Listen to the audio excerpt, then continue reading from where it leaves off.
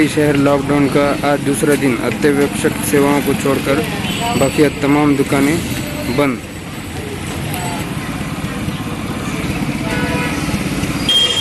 Lockdown के संदर्भ में आज हम श्री विश्वनाथ प्रोविजन के मालिक विष्णु सेठ से बात करेंगे।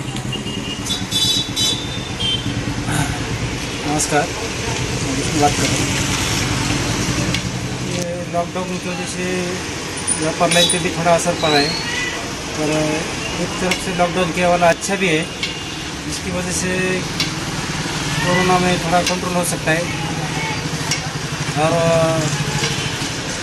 धंधा कम ज़्यादा हो तो चलेगा, पर कोरोना कंट्रोल में होना अच्छा ज़रूरी है। वर्ली शहर का टेलर लाइन एरिया जो कि पूरा का पूरा बंद है।